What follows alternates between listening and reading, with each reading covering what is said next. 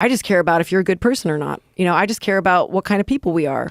And this is where, like, you know, I'm not trying to start a fight with anybody. Like, I want to understand what is real and what has been a narrative that's pushed on me to manipulate my emotions and push me to make choices that I don't understand. Well, the wildest thing about the BLM thing is there's always overcorrections, right? There's always like things that we recognize are giant problems in this country, and racism certainly is one. And then things go so far to one direction, and then they bounce back the other direction. The problem with that is, like, you don't want it bouncing back into the area of accepting racism. You don't ever want it to be pushed in so far to one way that it becomes popular to bounce back the other way. No, what I care about are things that are called racist that shouldn't be, like math. Right. Like, I'm talking about that stuff. That kind of shit. And like where it's become maniacal. The problem is it also becomes something that people barter in. You know, you whenever you have an issue that's a cultural issue, you're going to have people that are essentially like mercenaries that use whatever that cultural issue is for their own personal gain, for their own, and you know, that's one of the things that people saw with BLM was where all the money went. Well, yeah, that too. Yeah. I mean, where did it go? A lot of it's missing. A lot of it was spent on houses for the people that, you know, were a part of the movement that now live in mansions. Originally, what was it supposed to be for? Community-oriented things? But the problem is whenever you have any sort of charitable organization, you have people that are actually being paid by that organization. And, like, how much should they make? And then, like, where is that money going? How is that money being allocated? Who gets to decide? If you donate $1 million to an organization, that organization has $1 million. Do they have a mandate very specifically as to where they can apply that money and not? And it turns out in some cases, no. Right. And people were donating because they thought it was a good cause and the right thing to do, and it made them feel better to donate. Yeah, that's what I'm talking about. Yeah. That's exactly what I'm talking about. Like, I did those things, and I didn't understand them other than I just felt so bad. Right. You know, and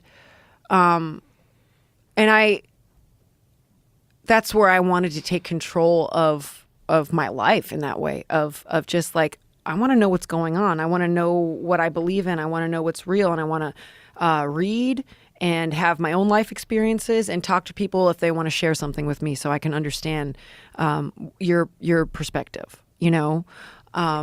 Like, I'm big on meritocracy, you know? Like, I work hard. I know people that work really hard and get to the places they want to be in life, or keep trying to get to the place they want to be in life, whether it's your career or being a good person or being a good, you know, mother, father, husband, wife.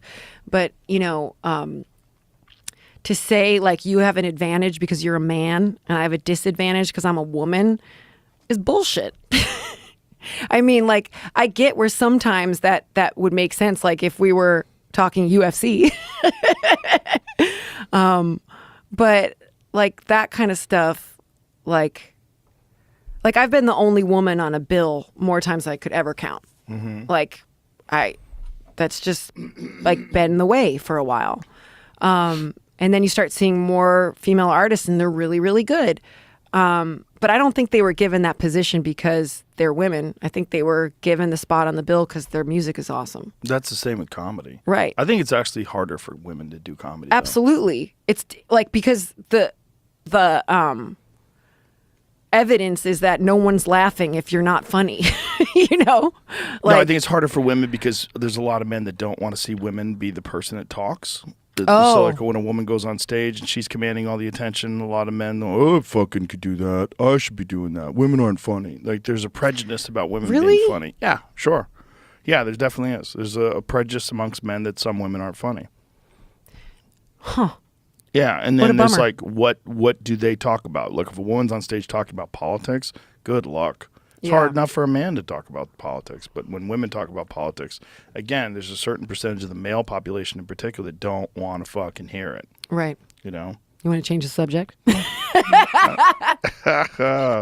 No. I just think it's a more difficult road, but a lot of women make it. And, you know, those women are very popular. Yeah. But comedy is a meritocracy in that if you are funny, you will, and it gets out there and people get to see it, they will come see you. Yeah. And if you keep working on it and you keep writing new stuff and keep putting out specials, Yeah. you will have a career. Yeah. And there's a lot of people that don't have a career and they attribute that to sexism in some way. And, I go, well, did you do everything you could? Are you sure? Did you improve? Did you write a lot? Did you work on your act? Were you self-critical? Were you objective? Did you analyze your material and rework it and hone it down to a razor's edge? You probably didn't. Right. And you're probably mad, and you're probably trying to attribute all sorts of external reasons as to why you're not as successful as other people. That's the point. Yeah. Yeah.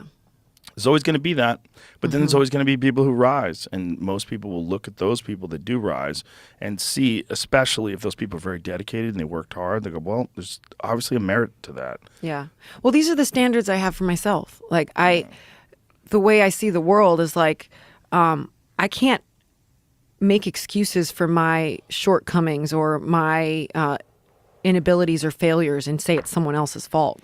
People love to do that. I know. It's a fucking sport.